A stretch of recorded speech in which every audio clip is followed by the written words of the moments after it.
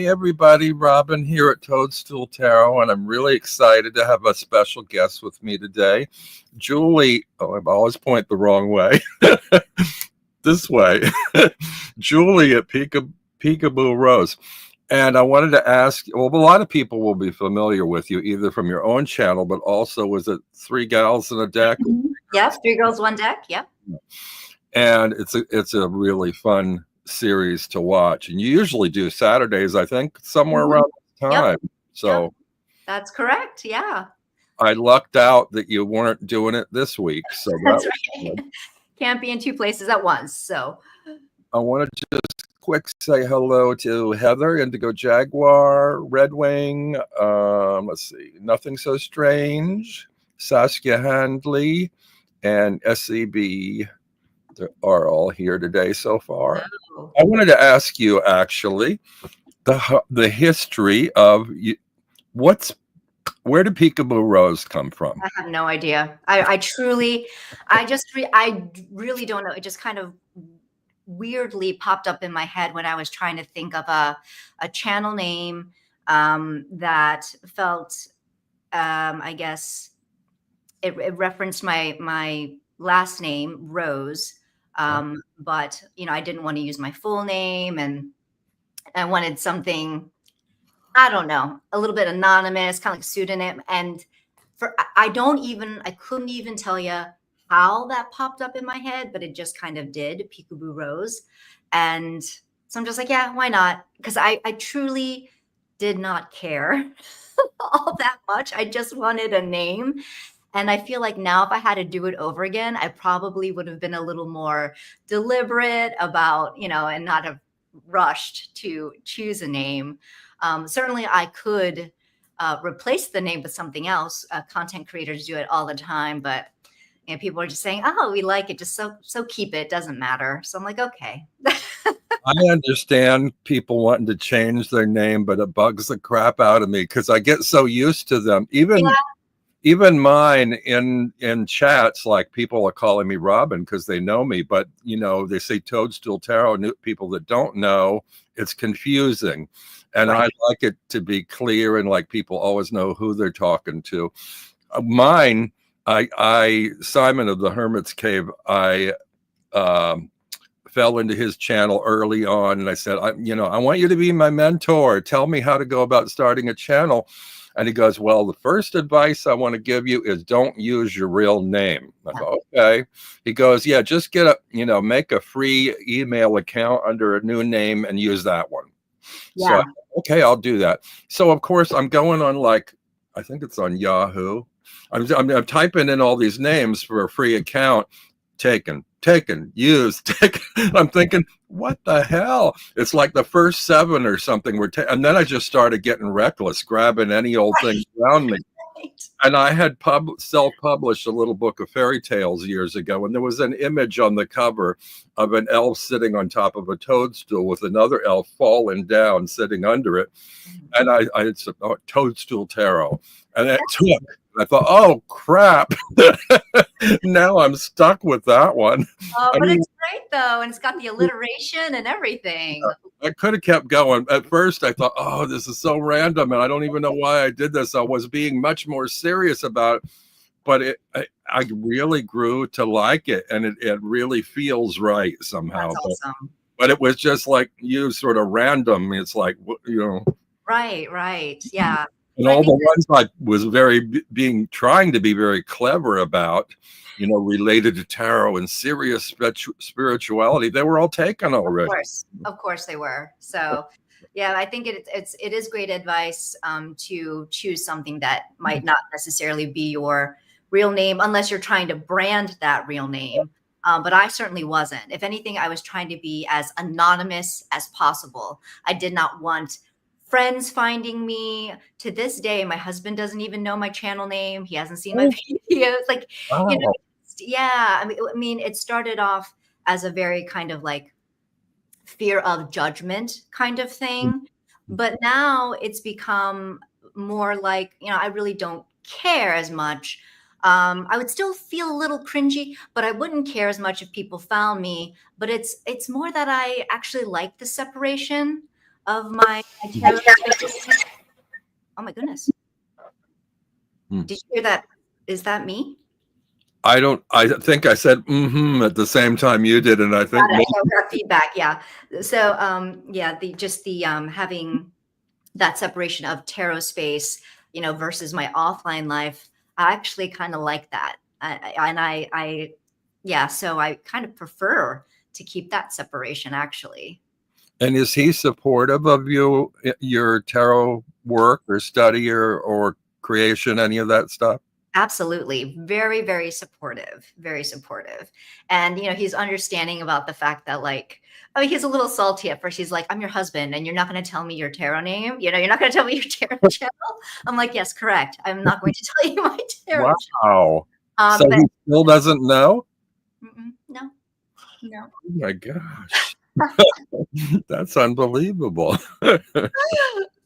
Yeah, and he's all right with it. He's all right. I mean, if he really, really begged and wanted to know, but I think at this point he understands. He understands that I kind of like this world being my own and separate from kind of the offline life. So Yeah, I feel like we all need somewhere else to go, like a separate yeah, room or something, a exactly. little cubicle where we could have our a separate life or something. So Yeah, I think that's important from time to time. So let's see, where do we begin? Okay, so the reason I wanted to do this is I knew you're one of the few people I know that has created their own decks, and I've created my own decks. And so I wanted to talk to another deck creator about that because I thought about it for like a year and a half and procrastinated. And then one Sunday morning, I just got out some 5x8 blank index cards and a watercolor pencil and just started doodling stuff. I thought, if I don't begin, I'm never going to do it. And 78 cards seemed like overwhelming. So I thought, well, they have majors only decks of 22. That seems like a place to start. And if it goes well, I can keep going. But if it doesn't, I've already got a deck.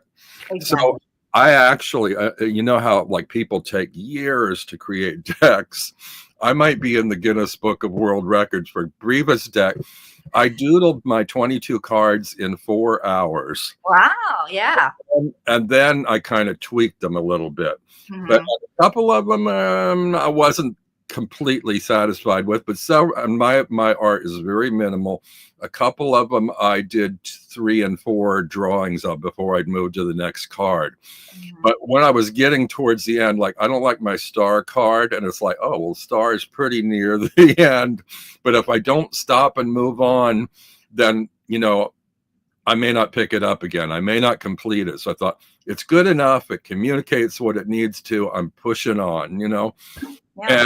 And little voice in my head said, it doesn't have to be perfect. You just have to be able to communicate the archetypes in order to be able to read from it. And and for me, it was really important to do this as a self-study Yeah. act of creation in order to learn more about tarot, Yeah. because I couldn't believe the kinds of things that I was learning by creating my own deck. And I thought, oh, everybody that studies tarot should do this with not necessarily plans to manufacture or release it, but just as a project to get to know your tarot by Mhm. creating tarot. And you pick up on symbols and things in the imagery that really expand your knowledge and awareness of it, I Right. think. But how did you start, or what was your motivation to create your first deck? I think it was just because I wanted a deck that wasn't there, that didn't exist. And that I would say that for a majority of these decks, that's like, the main kind of motivation behind it. It's like, God, I really wish I had this deck, this kind of like a lot of them are pop culture. And it's not out there. Well, I could make my own. Um, and with the very first one, I had seen a video from Renee at Meadowlark Mystic. She also does tarot content, and in her video, she showed a deck that she had handmade, and it was also a major arcana deck. And I thought, wow, that looks amazing. If she can do it, then I could try to do that. And so that's how I handmade my very first major arcana deck in, like, I think it was 2018. Yeah. So I have 5 decks. You have, I think you told me before, 11. Yeah, I can't believe it. I truly cannot believe I have that many, but yes. Was the first, and you have some I don't have, because for me, I mean, I think you told me before we went on, you have no issues with creating just one-offs for yourself that nobody else will see or use or get. Exactly. And handmade, homemade is all cool. Yes. For me, somehow, I mean, I could do that, but for me, I loved when I found MPC, make playing cards, because there was something that like legitimized it for me by having it professionally printed somewhere, even if I didn't sell it to anybody. Just holding it in my hands and having a printed laminated deck with the corners perfectly cut and everything, it felt like, wow, this feels like a real deck. You know, I mean, I've done some self-publishing too, the same kind of thing where it's like, you can write it, but you know, if you're just Xeroxing it and stapling it together, it's not quite the same feel as when you get a book that has this, you know, professional quality look to it, you know? Oh yeah, definitely. And even in terms of usability, I love my handmade decks. I do. But there are a couple that, you know, I just have to be gentler with. I will never be able to riffle shuffle them, you know? So yes, there is definitely something to be said about having a deck printed on demand, and yeah, just having it look like a legit published deck, air quotes published deck. Yeah. So was your first one a handmade one? Yes. Oh, yes. So how many handmade ones did you do before you published one? How many handmade ones? Just that one, just this one I handmade. And Can you talk about it a little? Oh yeah, sure. So it's this one right here, and it is my Major Arcana She-Ra deck. This is, I don't know if you've ever watched Masters of the Universe, these cartoons, but I was just like, oh man, this is a fandom that's so dear to my heart. And I wish that I had a She-Ra deck, and one didn't exist. One, it does now. It's out of print, and it's you know, it's a Masters of the Universe tarot. But so I just went online, grabbed these screen grabs, you know, formatted them, printed them out with printer paper, and glued them to what is it, blank, like playing cards, and used contact paper, and that's it. That's all she wrote. And like you, Robin, I wasn't about to find 78 screen grabs of She-Ra. That wasn't going to happen. So I settled on a Major Arcana deck, and it was just a fun process to engage in, because I just like to make things. I just in general like the process of making things, and now to have my own She-Ra deck, that just made my heart very happy. So I'm marveling over the quality, because what you described in the production, mine would be all wrinkles, and it's like, did you trim them after they were all glued together or before? Yeah. I did. So I did print the image out to be just slightly larger than the actual blank playing card. And then, you know, once I had everything glued and laminated, I just took a scissor and just went right along the edges and took off the edges like that. Wow. And then used the corner rounder on them. So corner rounders. Yeah. I'm not a deck edger, but I love corner rounding, particularly if they're sharp corners. Do you know of the Brandt's deck? The what's it called now? Moon Baby. Yes. Do you have one, or do you? I do. I modified that one I actually. did too, and I sort of ruined it in a way because I forgot it comes with a pink edging. It And does. I Yep. said, oh, the outlines don't match the corners. So I got my corner rounder out so that they would. And then after I did, I thought, oops, I forgot. And Yeah. so all my corners are white and the rest is pink edging. Well, so what I did with my modification is that it was just a little too large and thick for me to handle. And you know, so there is that white border around it, right? Mhm. I actually took off that white border. Ah. So on the front, you only get that black or the brown border, Mhm. and it makes it a Fournier size deck, which I love that. But I did end up taking off the pink edging, and actually the fronts they weren't printed symmetrically. So it's a little off center. So you can see or sorry, the backs. The backs are a little off center, which I'm fine with because I'm working with the fronts, and to me the fronts looked great. But yeah, I did go ahead and modify that one.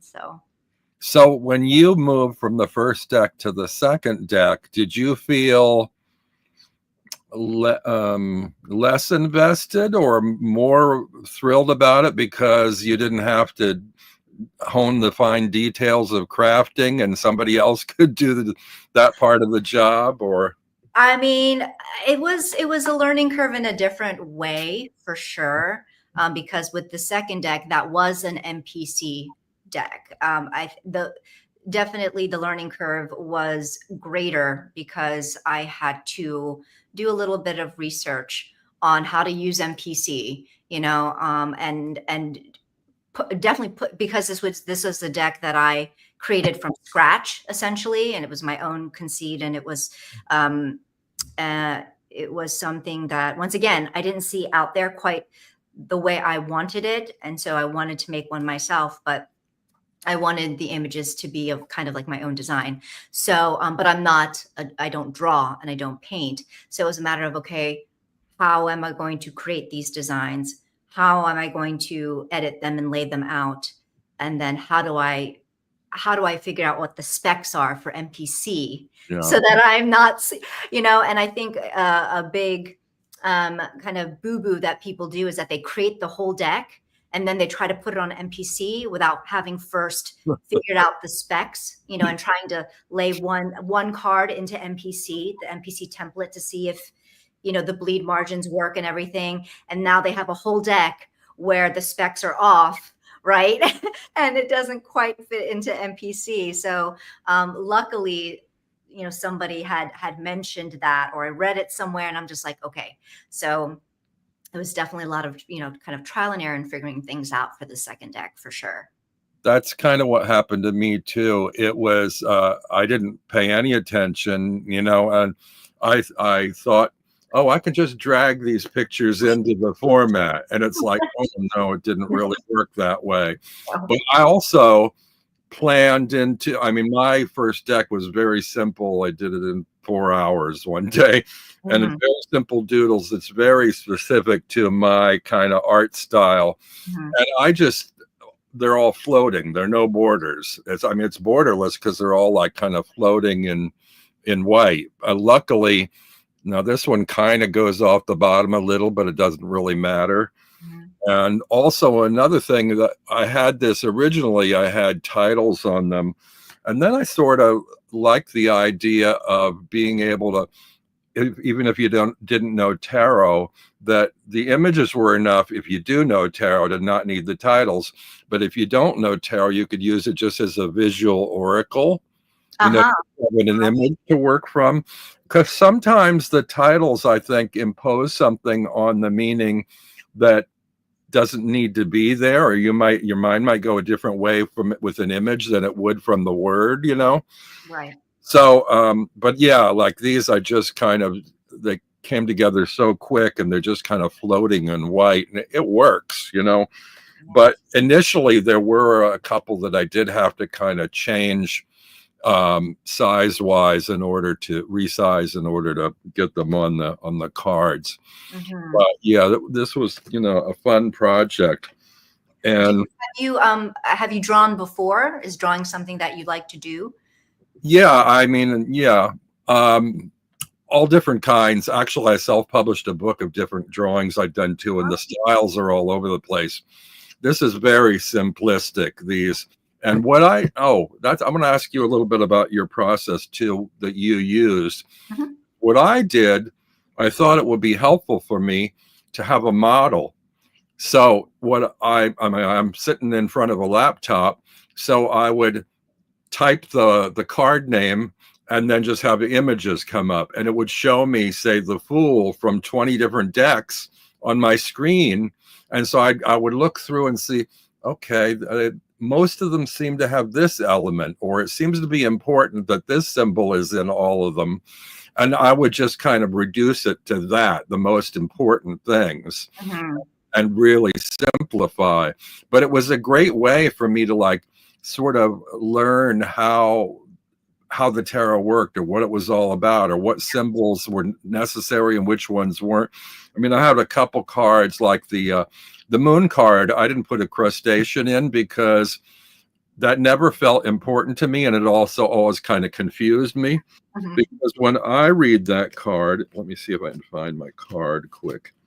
When I read the moon card, for me, the important part was a path leading out of the water onto the land, Mm. sort of not necessarily a straight path, maybe a winding path going on into the distance, and going between two towers or two mountains or whatever, Mhm. the moon. But also the dogs were important because it's a Oh little yeah. hard to tell in Pixie's representation, but one dog seems to be a domestic dog and the other one seems to be a wild dog. And so mine, it's a little hard to tell, but one has a tooth and the is bearing its jaws and the other's not. In fact, some people say it looks more like a cat. But I was trying to convey this notion of moving forward on a sort of a winding path, but you're sort of straddling the path between um, planned, well, domesticity and wildness, like your natural instincts versus reason thought. You know, Mhm. needed to be kind of opposing things. Is it, Right. okay, do we go by instinct or do we go by reason? And I Right. wanted that to convey in my card. So that's what I was shooting for there.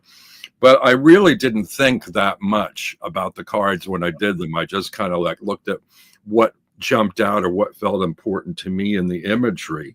Now, your first one that you did on MPC, or I should say your second deck, what was that? That was this one here. It is called Cup of Contemplation, and this is a prompt-based deck. So this is, this was something that I was looking for. Like I said, that there are prompt-based decks out there, but just none that quite hit the mark for me. So this, I was compelled to make my own. So this is a deck that kind of brings two of my loves together. I not only love decks, but I love to collect mugs.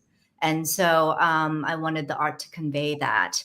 And So so when you say prompt-based deck, what exactly do you mean? Can you so explain? it's just like questions for consideration, for contemplation that I could use to throw down cards, essentially. So did you come up with the questions, or I they were did. prompts given to you by somebody else? I came up with the questions. Yeah, I came up with the questions. I came up with, yeah, basically this whole concept and, the image that I wanted to have relayed on the mug. And so, but again, since I can't paint or draw, I found a lot of these images in the public domain, or you can go on sites where you pay how many cents or like $1 to then buy the image and then use it. So, and I knew that I wanted this style of vector imagery. I personally love vector imagery. I know some people aren't a fan because it's very flat, but I don't know, there's something about that I really really enjoy. So yeah, this was my second one, not tarot at all, but just So something to use for throwing down cards, to respond with the tarot, and then to do journaling as well. do you consider this oracle or another animal altogether?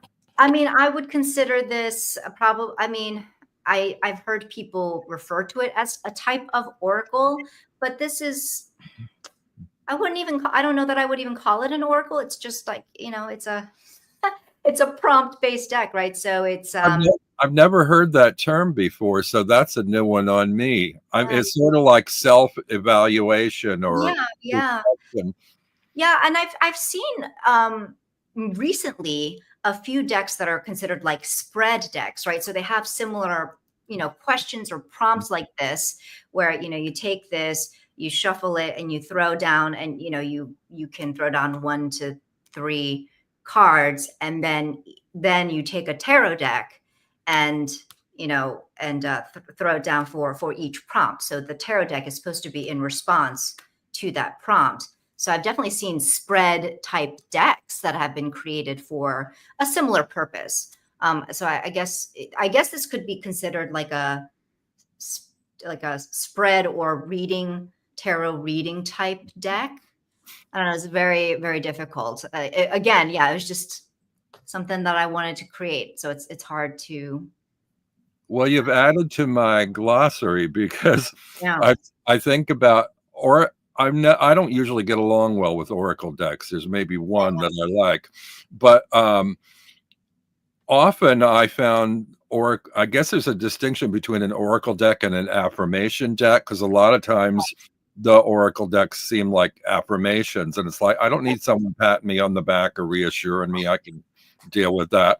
But and oracles, it's funny, I think I would relate to them really well because I do have an art background and I relate to imagery, but somehow they often seem so open-ended, or they'll put a word on there and the word doesn't match for me somehow. Mhm. And so it's very difficult. I did a few months ago find a deck that I love called Between Worlds. It's not the Between the Worlds, it's Between Worlds. It is an AI deck, but the artist was an actual artist and did 3,500 tries in order to whittle it down to 78 cards. So there's a lot invested in getting the AI images just right. It's a bird-related deck, and the color palette and the images are beautiful, but really for me, they chose the perfect words. Mhm. So the visuals are just kind of like, oh, that's pretty background stuff. But for me, the message on those is really important and opens things up for me in a whole new way. I mean, they have their own system, but I don't even pay attention to their system. I just like read the word prompts that the way they are. And it's worked the best for me of any oracle I've tried so far. Awesome. But yeah, I just want to, sorry, we do have people here in the chat. Hi, everyone. Thanks for stopping by. So I just want to try and scan quickly to see if there's any questions or special comments. Mostly hellos. Heather says her fellow loves that she does her channel and shares in some of her lives from time to time. Oh, hello, Nine Worlds. Oh, there's a perfect example of someone that's changed their name. I'm used to Kristen Louise, but she is now Nine Worlds Intuitive Tarot. And when she first tried that, I said, you might want to add your name at the end for a while until people get used to it and then remove it. Yeah. And she did. So Nine Worlds Intuitive Tarot, Kristen Louise. So welcome. Let's see who else. Staying positive, that's the way to go. Heather says my drawings are so unique to me. She thinks they're wonderful. Hers are delicate. She has to be very careful when she shuffles them if she chooses to use them in a reading. And I think she's in the process of creating her own deck. Awesome. Let's see, feel a little intimidated by making my own deck, but I'd like to. That's what we're here for, to encourage you. Yeah, absolutely. I need more confidence in being creative. Yeah, my next deck I'm going to show you. You can do it, because a lot of people say, "Oh, I can't do it. I can't draw." There's so many reasons. Yeah, I can't draw either. that's where I would struggle. I thought it would be easy. I just drag and drop too. Oh, she's talking about the template. Yeah, I thought the template would be really easy. It's not. And you know what I found funny about deck creating is it's not so much about the art as it is about the editing. I mean, I think you need to be better at organizing things than you do at visually doing something. You need to know what to add, what to remove, how much is too much information or not enough information. You need to be able to know what kinds of little editing changes to make. Mhm. And the second deck I did was to kind of encourage people that said, I can't draw, I can't do a deck. So I did this one called the Eyes Wide Tarot. Mhm. And I don't know what it is with me and big googly eyes. I love them too. I love big eyes. So anyway, on this one, what I did, I just have a MacBook, and one of the programs that comes with MacBook is a program called Pages. Mhm. And it's not really a graphic program, but they do have geometric shapes that you can apply color to. Mm. So what I did was, I mean, you can see here, it's just circles layered on circles.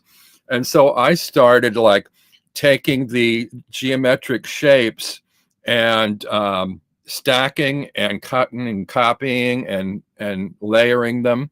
So it's like, this isn't really a sword. It's like an oval and a flattened diamond, but it makes a sword. Mhm. It does, yeah.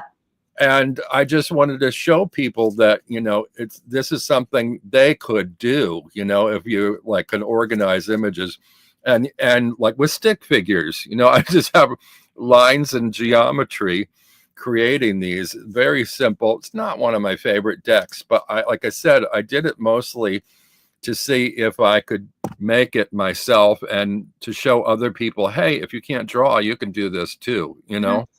Mhm. And so I did have to, when it came to resizing things, I did have to use Canva. Yes. Yes. That's what I use as well. So I pulled my stuff in there and there was some adjustment there. So, I mean, there is a little bit of figuring things out and the learning process to some of the programs to get them Yes. to work. But Sure. Yes, definitely for, something I'm not familiar with Game Crafter, but with definitely make playing cards. If you want to go that route, you just want to make sure to test, one of your cards from your deck into the template of MPC to make sure that, the specs match, the bleed lines are fine, every like part, whatever you want in the image to stay and not potentially be cut off. Make sure that that's all in the range. And then that would definitely help for when you create the rest of the cards, what specs you need. yeah. And it's a much smoother process that way. Yeah. Well, I think I found Canva easier to use because you sort of create your own template there, and they will give you specs that you can put in to create the template. Right. And I used Canva as well, but I did find that even with Canva, when I went to put that final card with that spec into whatever, template I chose for MPC, it might have looked a little off, or it might have looked just like a little bit off center, and it bothered me enough to then adjust it. So then I would go back on Canva, adjust the specs there, the dimensions there, and then try it again, put it back in MPC, try it again to get it just how I wanted it. Yeah. I think MPC is a great resource, but It there is. are things about it that are not completely user friendly. Even if you're shopping, Yeah. like shopping is like it's impossible unless you scroll through every page of like a couple hundred pages. It's very hard to find what you want.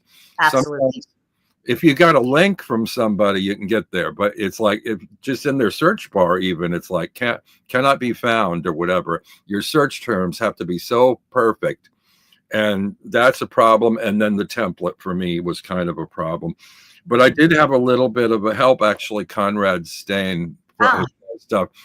Oh yeah. someone got in touch with me and advised me on a couple things on using MPC. So, it's great to have community that we can help advise each other. Absolutely. Let's Yeah. go to your next deck. Okay. My next deck would have been my first tarot deck that I created, and that is the Inspired Soul Tarot. So again, vector imagery.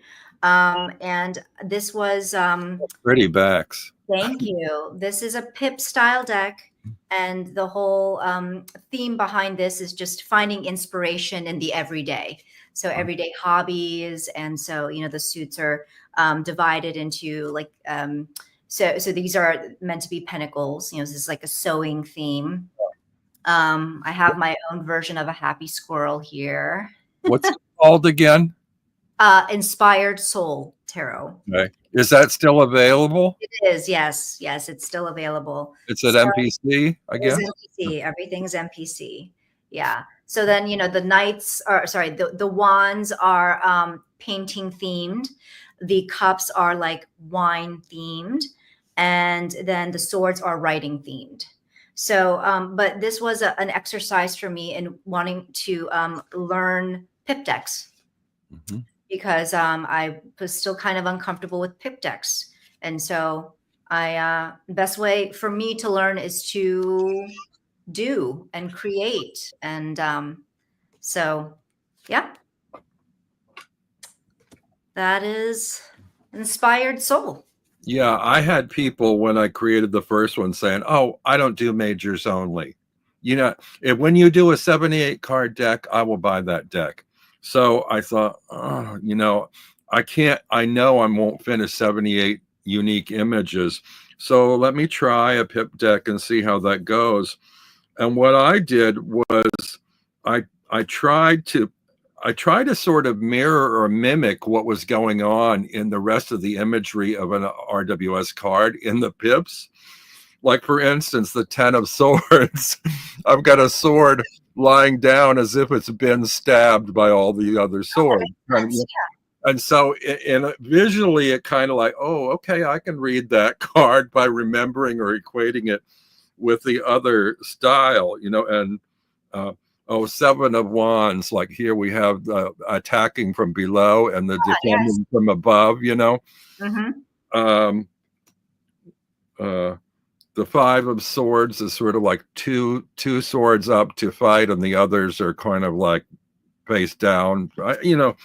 It's not foolproof, but sometimes it works, sometimes it doesn't. The Six of Swords, where they're crossing the water, so I have them kind of like marching off the card in a way, Excellent. So that was a way for me to do that, and it wasn't perfect. It's kind of, I love the colors in mine. I picked really pretty colors, I think, but I'm not totally taken with all the imagery.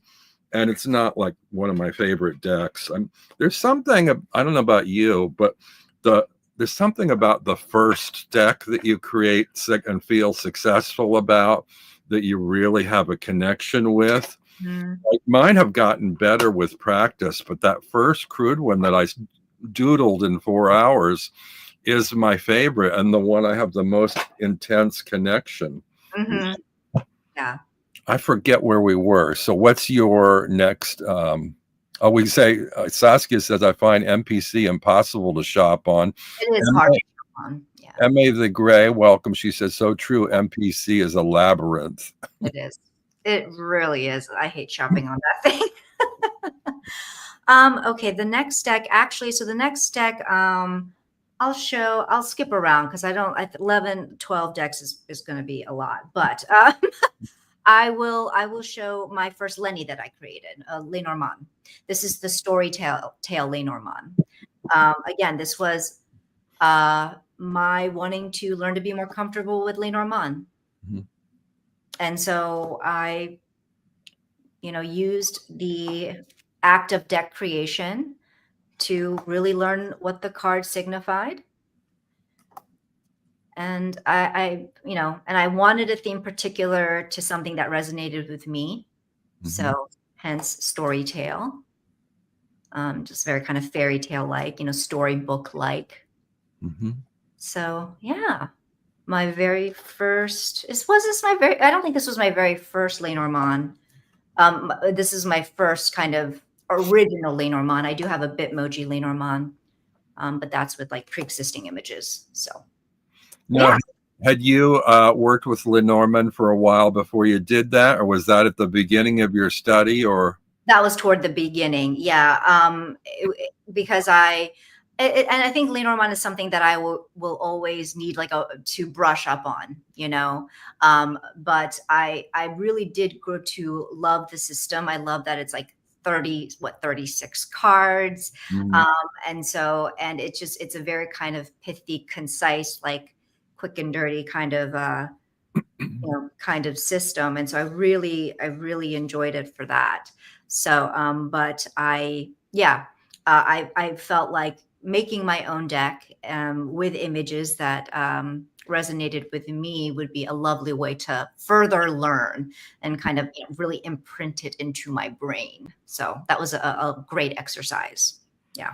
Lenormand was the next one for me too, and I think it was more of a numerical thing. It's like, okay, you could do 22. The next notch up is 36. Right. Right. and, Yep.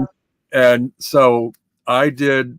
This is my little Norman's Mhm. Lenormand. I did the same thing with the geometric shapes Mhm. layered. Sorry about the glare. And this one was a tough one because the snake here is something they call a Bezier curve, which is like, I still can't quite figure out how those work. So I got a curvy line.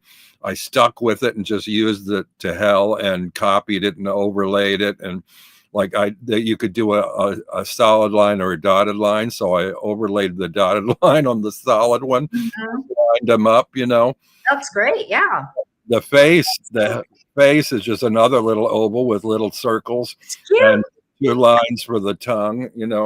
So anyway, it works, and I was amazed that I got, all the imagery that I needed. Some of them work better than others. And when you group clusters of images and lock them, you can then shrink or increase the size of the whole unit without having to resize individual pieces of it. So Mhm. that was a fun thing to learn and play with. And oh, the thing that's different about this than most Lenormand is they don't like to have characters in them, but I have the same little character Mhm. Mhm. every card because I wanted to feel myself moving through the experience of the images in the cards. Mhm. So it's like, it's one thing to just have the symbols, like just have a star or whatever, but I wanted to have a figure relating to the star. And so, yeah, I just put this little innocuous figure. It feels in a way like he's the star of the show, but he's really Mhm. not because the focus is supposed to be the other images in the cards. Mhm. But I think what still makes it work is that even though you have that recurring character, it's simple. You don't have a lot of other details. You don't have a whole scenic background. It's still can very much identify. Okay, that's the clover. That's meant to be the clover card. That's meant to be the ship card. So yeah. And I think it's good to have somebody to follow through the scenes. It's like you said, I don't have extra stuff in the landscape. I mean, it's just the other symbol, but I mean, if I just had a coffin on here, it wouldn't be as interesting, I don't think, as this little guy looking out of the corner of his eye over a coffin. Mhm. It adds a little something extra to what's going on in the card. Right. And so, yeah, that was a lot of fun. Some of the images were a little more challenging to do than others, but it all worked out okay. So, yeah, that was a fun one. Let's get back. I've been alternating, but I'm going to run out in about 2 decks, and you have a lot. So, And we don't have to go through all. Trust me, we do not. I'll skip around too. I can. I did make another Lenormand after that. But then let's see here. I did a Lenormand, and then actually I did a collab deck with Heather and Sarah from the Three Girls One Deck. So this was just a fun deck that we wanted to do together, based on our fandom, our love for the K-pop group BTS. So we did end up, just again, it's one of these things where we just made it for ourselves, and we found screen grabs, and used Canva, and we were able to make a fandom deck of this Korean group. And so this one was probably one of the most like fun, rewarding experiences to like collab on a tarot deck with two other people, because that can go either way. Like that can either be a great experience, or it could like ruin a friendship. You know what I mean? And so this one, it worked out so well. Also, it's one thing to collaborate with one other person, but with two other people, it complicates it a little bit more. Yeah. Now, when you did the screen grabs, did you have any issues with pixelization, or did you have to make adjustments? For some of them we did, right? Yeah. So it really was kind of a trial and error. And again, that's why it's square, because we wanted to keep it, we didn't want a mix of landscape and portrait. Mm-hmm. So the best way to do that and try to get as much of the image on was to make it square. So that's why we chose the shape that we chose, and we love it. We think it turned out really well. But MA is asking, does Mary Greer have her copy of your BTS deck? Yes, she does. Oh, wow. Yeah. Now, why would she ask that? Something I don't know. She's a huge BTS fan. I see. Hugely knowledgeable. Like she is just, she is an encyclopedia of BTS. So let me ask you, I don't know if this is related or unrelated. How do you feel about the string of fan type decks that are coming out? I think some of them are phoned in, they certainly feel like cash grabs. Like I'm not innately against like pop culture fandom decks. But I feel like a lot of them, it's very clear they're in it just to make a profit, rather than really being invested in the fandom and making a deck that's very deliberate in terms of the choices. I would say Buffy the Vampire Slayer Tarot did a pretty decent job, where they were listening to the people who said they wanted a fully illustrated deck, and they chose a writer and an artist who seemed to know their Buffy. They seemed to know that show. Another great one is Game of Thrones. That was a very, well thought out deck.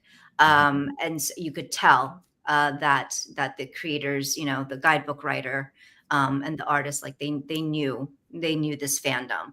So I think it can work. I have nothing against it. Like I love fandom decks and pop culture decks. That's why I created some of my own for my own personal use. Yeah. But it's definitely become a thing where it's more of a cash grab with a lot of the decks. And there are one or two publishers, I think, that mostly do them. And it seems like a lot of them are sort of lazy pips, like they don't do a very unique minor arcana in there. Now, Simon showed one recently from Back to the Future, and it seemed fairly well done. I don't think I know the three movies well enough to distinguish all the fine notes of each of the minor cards, but I sort of question. I mean, it's all fine and it's all fun for fans. I guess what I'm thinking is, does it really have anything to do with a tarot? Does it need to be a tarot, or could it just be a collection of fan art cards?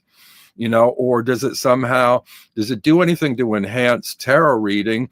Or is it just like, well, I'm a tarot reader and I'm a fan, so why not throw them both together and I'll just enjoy the cards more when I'm reading because I'm a fan of the, do you know what I'm not sure if you know what I mean. I think I do. And I think they don't have to be mutually exclusive. I think it could be both. That a deck can merge your two loves, of like a fandom and then loving tarot. And I do think, for certain people, it certainly helps to, when you're putting, the elements like the plot arc and the characterizations and character traits, and then imposing that into the archetypes of the tarot, it can help someone to see those archetypes in a way that they might not have, like it might not have clicked for them before. Uh-huh. Like, oh, the King of Cups, like I've always had trouble with the King of Cups, but now seeing this character from a fandom that I love as the King of Cups, I get it now. I really get how to read this card. But now I have to counter that with, this is obviously for fans. Like, I don't think I wouldn't be able to use that deck because I'm not familiar with the band. So exactly, yes, it is things you know about the characters and personalities, I'd have no connection or no clue about. Exactly. Correct. Yes. Yes. So it is, there's definitely an intended audience there. Right. And I, and again, as long as there's deliberate thought into the concept of the deck, that's essentially, I mean, that's how it should be. It's with the idea that this is fandom decks are for the people who are huge fans and stans of, whatever theme, whatever show, whatever movie. So yeah, I kind of take that as a kind of assumption that it is going to be for a niche of people, and that's okay. I mean, actually, there are some decks where it is like they take the fandom and just throw it into like a clone, essentially. Like my Masters of the Universe tarot, that's a show, the cartoon series He-Man, She-Ra. That creator, he just used those characters and put them in RWS postures. So even if you didn't know, if you never watched He-Man and She-Ra and you don't know, those characters or the plot, you could still use that deck. So there are decks like that do exist.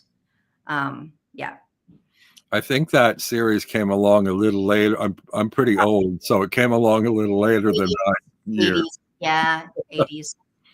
Yeah, I think my cartoon watching sort of stopped probably somewhere in the 70s, and even then I was in my 20s. So yeah, I'm a lover of cartoons, just even as an adult. So well, and these days a lot of the cartoons are adult series, like The Simpsons and American Guy or whatever, or Family Guy or whatever. That's true.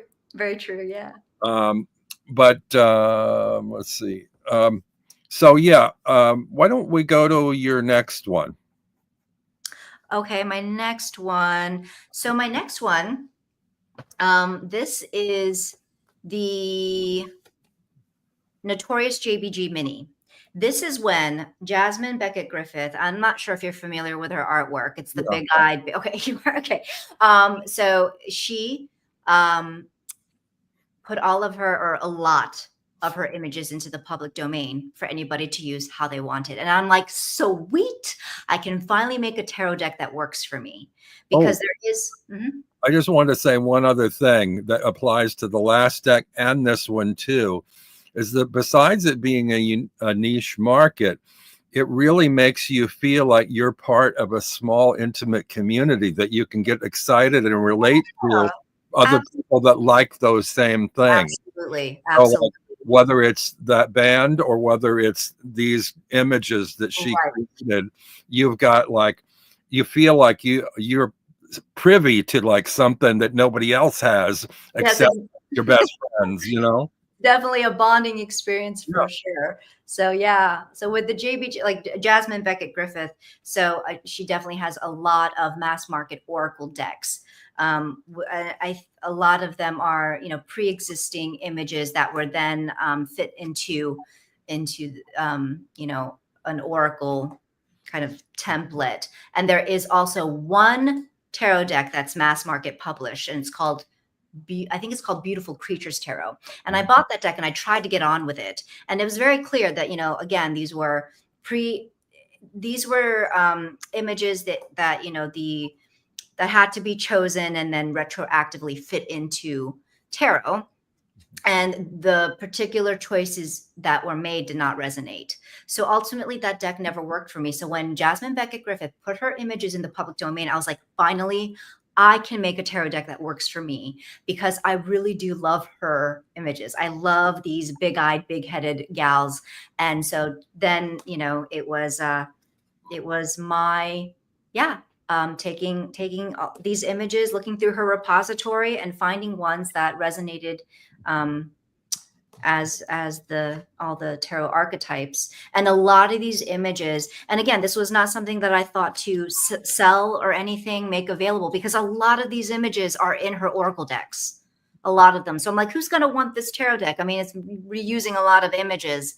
This was just solely for me. So so yeah, this was, I love this deck so much. I'm so grateful to Jasmine Beckett Griffith for, you know, putting all those images in the public domain. That's very generous of her. Yeah. It's funny how you can take found art or pre-made art, and if you have enough images to choose from, you can usually find one that fits the archetypes in the tarot system. Yeah, she had a lot. Yeah. That happened for me. Well, the first thing I did was I bought some antique cards, the kids games and stuff. I bought an old maid deck from like the 40s or 30s or something, and it's very quirky, the illustration and the colors and stuff. But since old maid is pairs of cards and then one left over, so I was able to pull out the second of each pairing, and there were just enough in there to make a 22 card deck, you know. So I went through and it actually worked really well. I think the old maid ended up being the fool of my deck, you know. Awesome. The rest of them had to do with the occupation or what was happening in the imagery, that to help me remember what they were.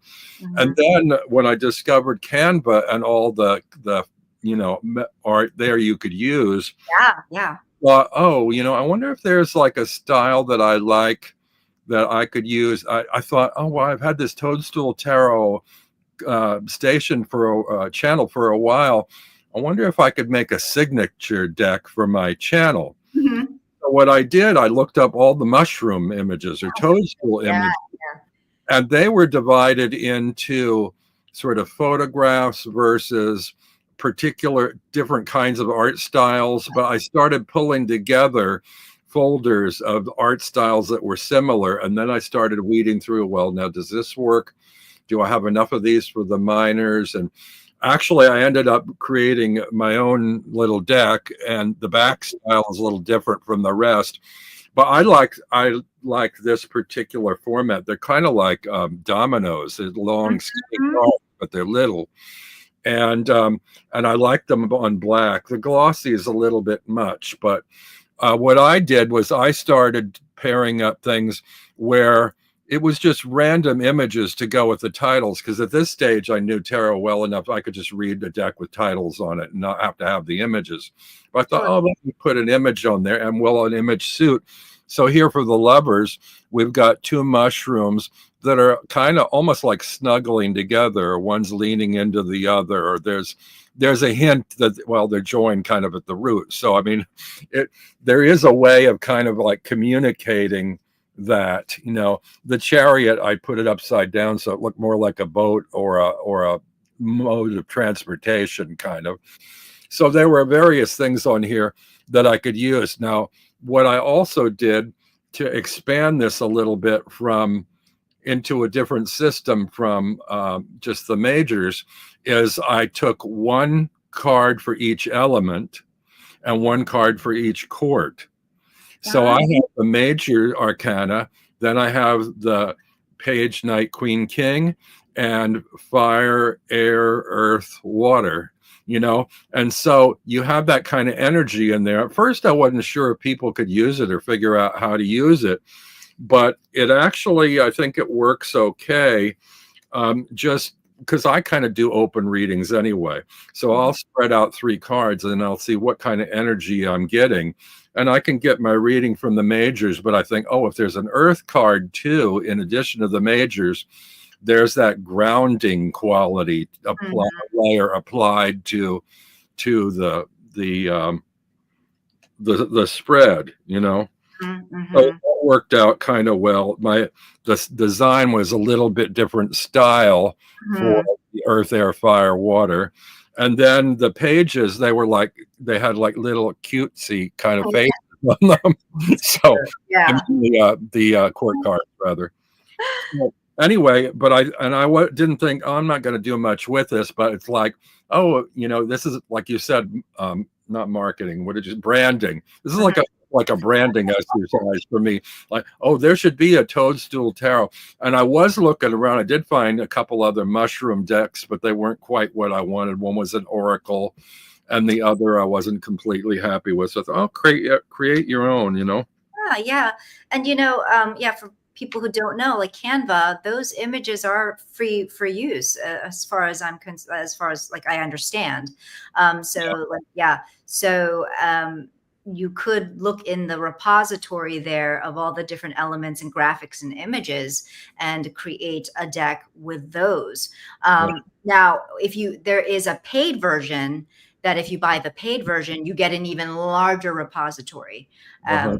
Full of lovely images and graphics and such. But I mean, that's always an option to kind of. And I use the paid one. I think you can use it for a certain amount of time, or you can use it free for a while, and then you get charged. Trial, yeah, you could try. Madly created my deck and then canceled. Got rid of it. Yeah, I mean, yeah.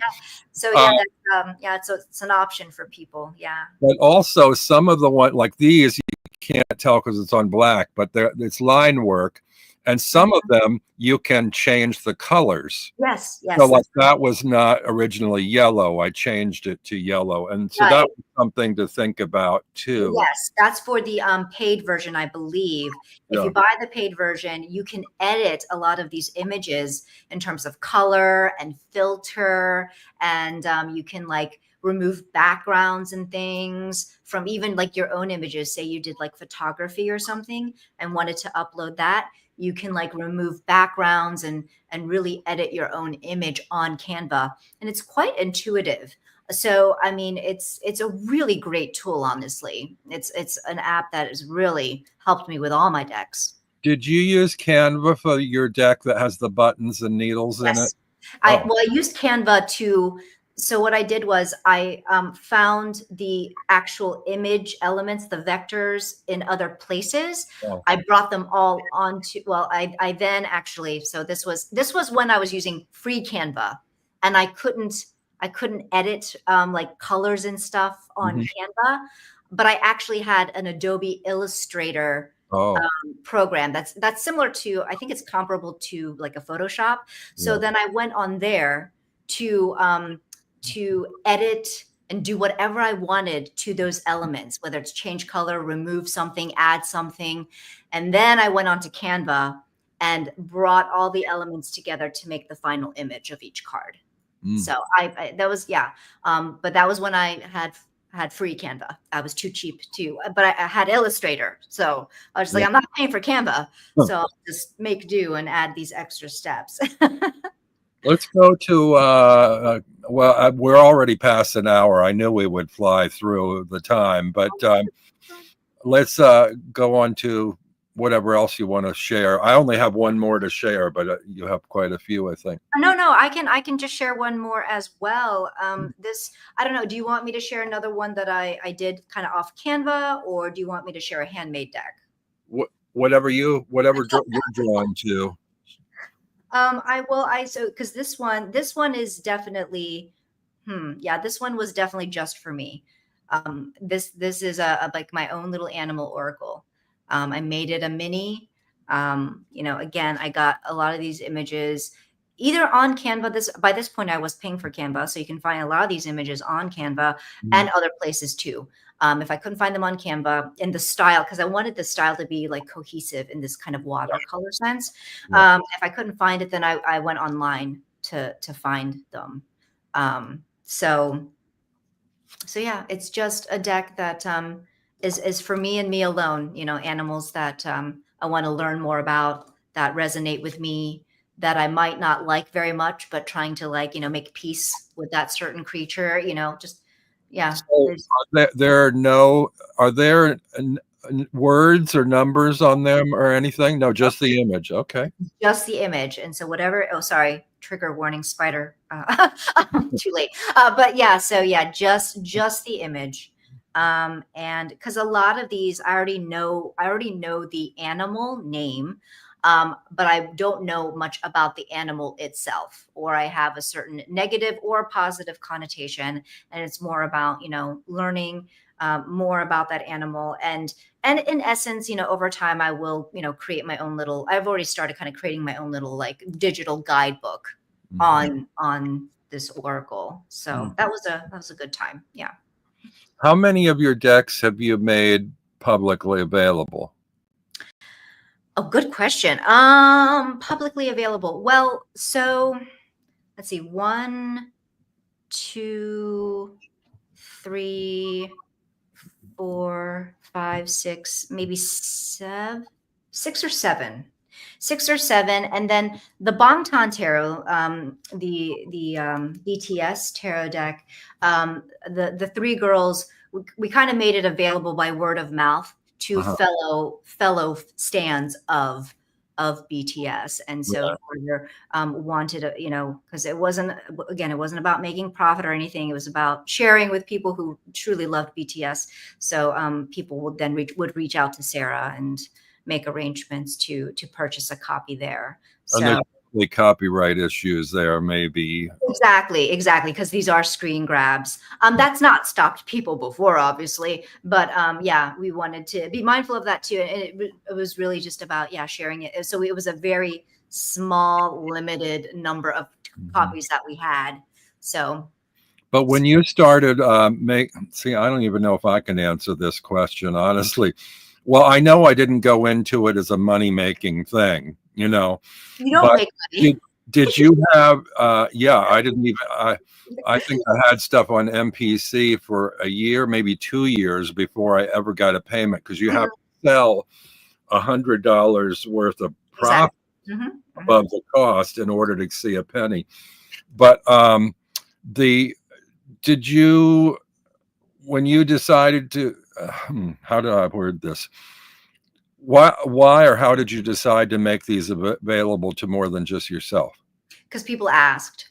Okay. People asked. And so I was, and that was just so flattering. And I was so humbled and honored. And I'm just like, well, okay, yeah, why not? I mean, if if this resonates with you, sure, I would love to share it with you. So that's when I put them onto MPC. Yeah.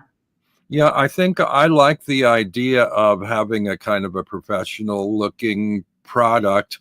And Sure. the ones that I was happy with the result of, I made available. And it wasn't like it was major published, because it's like it's hard to find them anyway. But like you said, if people ask you about it, like, oh, where could I get that, or then you can give them a link and they know it's available. But I'm not out there everywhere like pushing and promoting, go here, buy this. I'm not doing commercials and stuff. But I liked it to be available and quick and easy. It's like I had a little bit of difficulty back then with these. Everybody was into Kickstarters. It's like, oh, Kickstarter, I'm supporting this Kickstarter, but it's going to take 3 years for them to finish their project, but I'm in, and it's like, okay, that's great for the creator, I guess, to get all that money and stuff. And they do have a way to individually relate to their customers when the thing is done, if they get them and they want to hand ship them or however, which I didn't want to do, because I have a music background, and I had my own CD made back in the day, and I still got boxes and boxes full of that I can't get rid of because they had minimum runs. And it was great with these print on demand things, no minimum run, no cost until you place a purchase to buy something. And I thought, this is fantastic, because I only really have to buy one copy for myself. If anybody else wants it, they can go and do it. And I could have product, a new deck, created in a day, printed up within 2 weeks, available to everybody. Where they're all standing and waiting in line with their money out for Kickstarters, they're going to have to wait 3 years on, And I was a little frustrated by that. I was saying, why don't you guys just all do MPC? Why don't you make your own decks? And I don't know.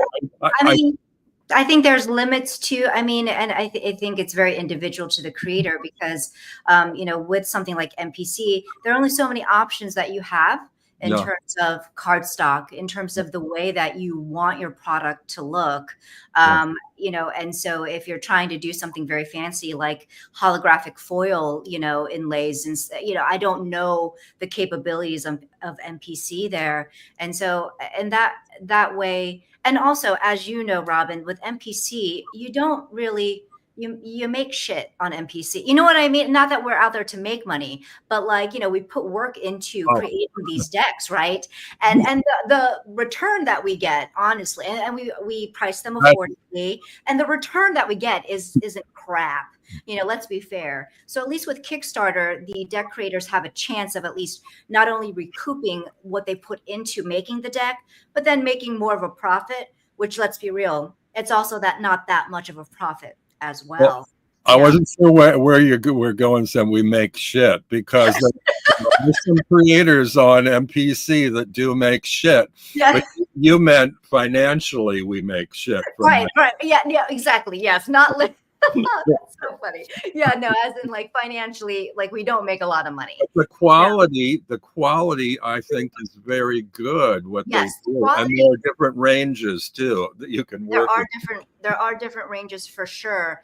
And so and again, I think there's only so much that a print on demand deck, in terms of specs and in terms of all the little bells and whistles, there's only so much they can do. And so I think that's why a lot of deck creators, you know, do move to Kickstarter to try to, you know, get backers and like recoup some of that, and then try to make a little bit more of a profit than one would make on MPC. Yeah. Well, I think you can set your own price value on MPC, and you can.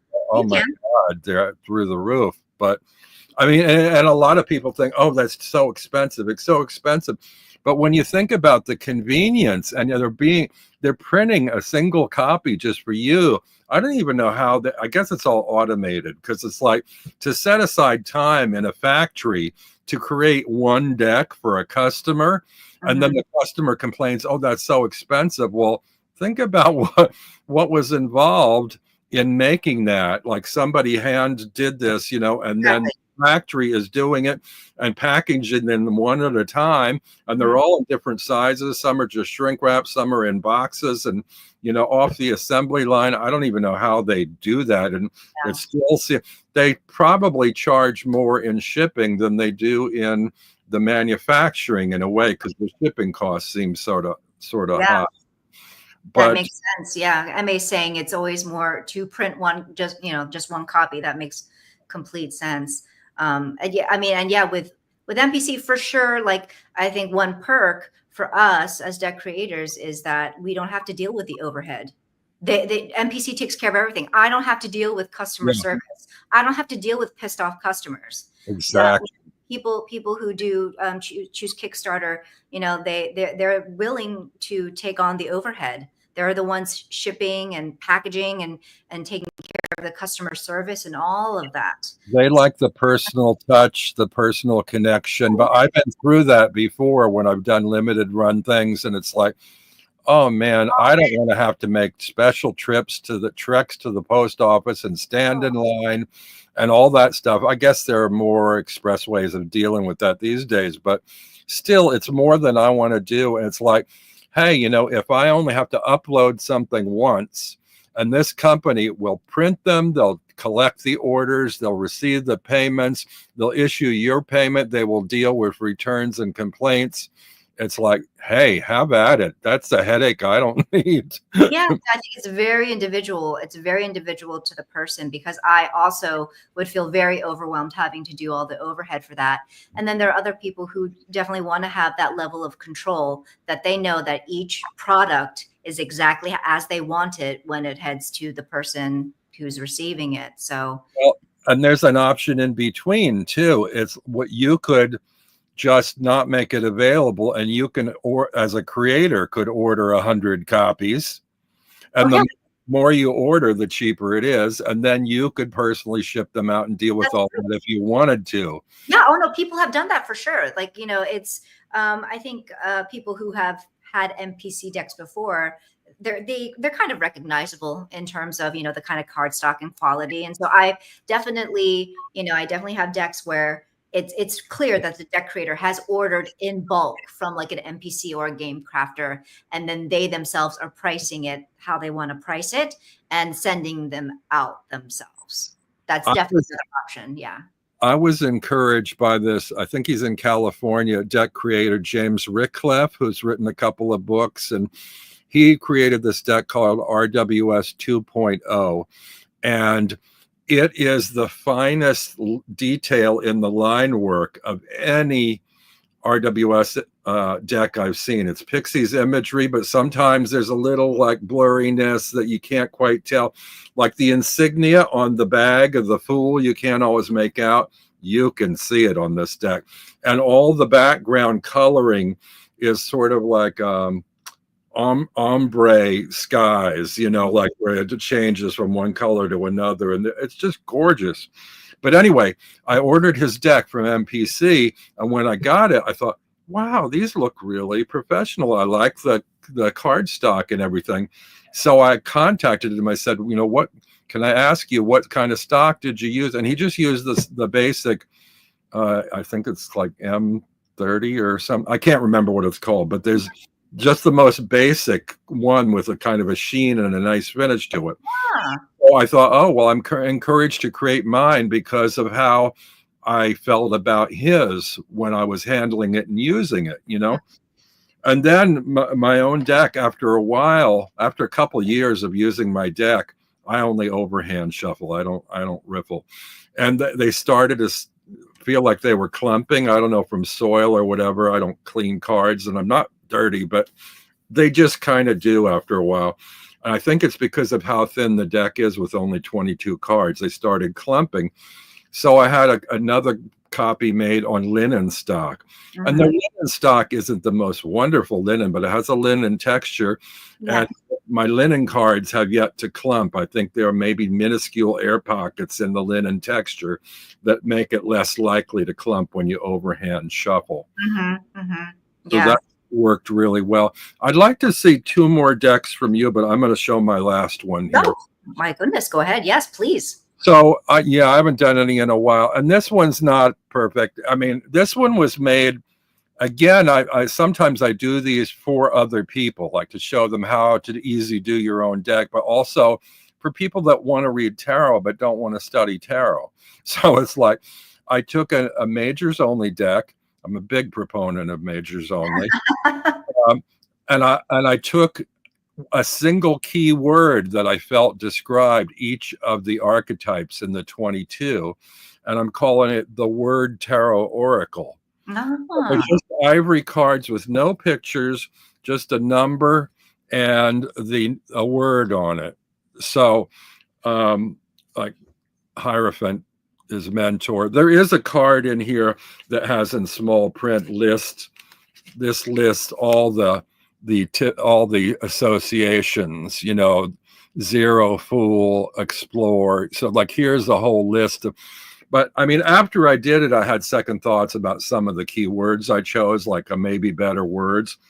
And so I maybe sold 2 copies because I wasn't really pushing that. But I thought initially it would be a handy deck for people to read tarot that don't know how to read tarot, just by reading the one. They could do a spread with these words and do interpretation. That's a great idea. Awesome. So let's see what else you got. Oh, good. Okay. Well, I could show some of my handmade ones. I've shown these before for sure. This one, these are both kind of, again, fandom decks, because I do love me a fandom deck. But this is a Twilight Major Arcana deck. They're both Major Arcana decks. And so again, this was in the same vein as I did my first one, just printing out screen grabs, glue, plain, blank playing cards, and contact paper. And that's what I did with this one. This was so much fun to do. You have no labels or numbers on those. No, But because this is just for me. Because but you know somehow how to remember which is which, right? yeah, because I chose these myself. All You right, know, pull the last one up, pull, or any of them. Pull one up and see. Okay, I'm gonna guess. Is that the chariot? no, but I can see why you would. Know the character. Yeah, it's actually the sun. He's in the sun. So No. this is actually my sun card. Yeah. But yeah, it's a lot of definitely just like character close-ups. But if you know the characters and again, you know the stories, and it's personal, right? Like this, obviously, this is handmade. This is my own handmade thing, so I know it's just for me, and so I did not feel the need to label. I know this deck like at the back of my hand. Yeah. Well, see, another, I mean, I know those movies. So another thing about that card is one might think the sun, shouldn't it be the moon? Because you don't turn into a werewolf unless there's a full moon, right? Or, That's true. Absolutely. I could have done that, but I chose not to because it's my deck. Yeah, absolutely. And then just quickly, this final one was just another fandom. It's I did something a little different where instead of gluing, I printed them out on like a cardstock paper. And this is contact paper. So I backed them on contact paper and this is the last unicorn. And so I decided to use landscape. And yeah, again, not labeled because I know my choices. And so and I made some alternate cards so I can switch them up if I couldn't decide between whichever screen grabs. So yeah, and it's one of these things where this deck, there's a licensed 78 fully illustrated last unicorn tarot that exists. yeah. And I had it for a time. We did not get along. I rehomed it. Just decided to go ahead and make my own. So yeah, this is it's just yeah, I printed it. So I really just used what I had and decided to not do the whole NPC thing. Sometimes it's just nice to be able to like hand make stuff. And So do you, of your, I think 11, you said, I'm not sure, of your decks that you have, do you have a favorite and do you have a most used one? And are they the same or are they different? oh my gosh, I don't favorite. Oh my gosh. That's really, really hard. It's really, really hard because yeah, it's like choosing between my children. It's like Sophie's choice. I can't do it. I just cannot do it. But I do use the Notorious JBG a lot. I've been using my very first deck, Cup of Contemplations, a lot. It just really goes in cycles. The Bangtan Tarot for sure. Yeah, they have their rotations, but it would be very hard to choose. Very hard to choose. Maybe you could do me a favor after this is over. If you could send me a link for your shop at Sure, MTC, then I can post it under this video because all the decks is too much, but they're all in your shop. So if they go to the shop, they can find whichever one they want. Yep.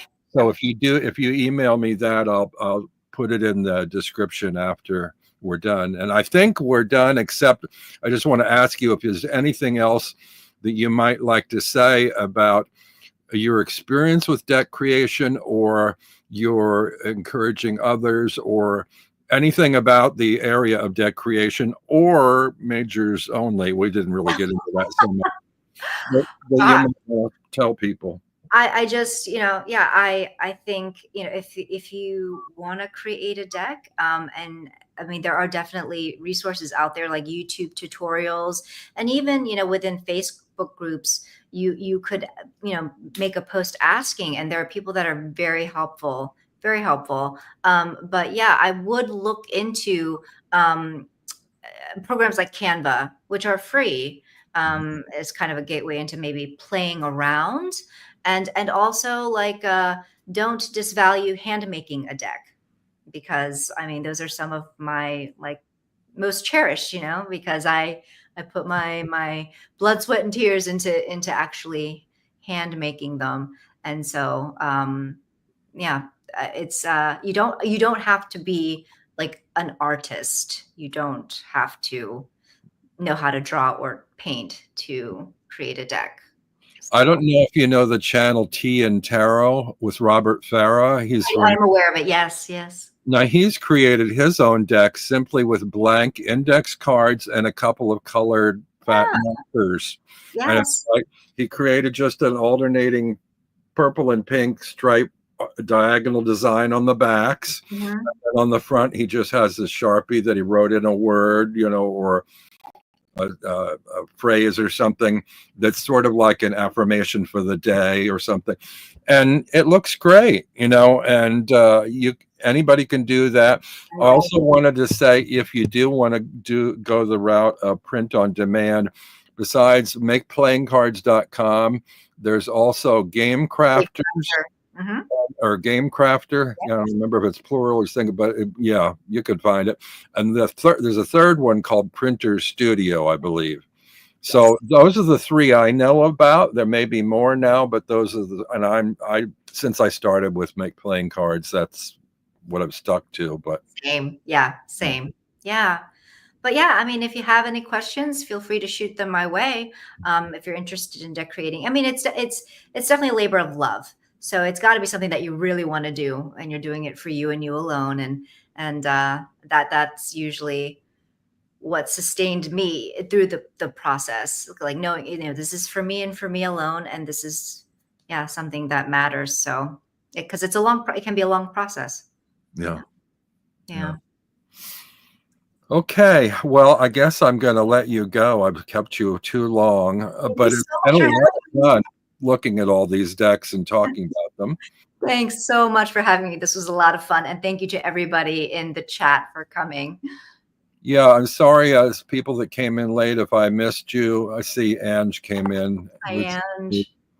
And Wish Card 22, I don't know. I wish card. Love the last unicorn. Same, same. Since there are people here I don't know, please like and subscribe. It helps me. I'm trying to get over the 1.9K hump. I'm trying to, or I should say 2,000. If I can get to over 2,000, I'll be overjoyed. And I'm so close, but I've been in the same spot for about a year and a half. Oh, I'm not really pushy about that kind of thing, but yeah, I would just be ecstatic. So help me out. See you guys next week and have a great week. And thank you, Julie, if you'll hang around just a second. yeah. Say goodbye to everybody and see you all. Bye. Thank you.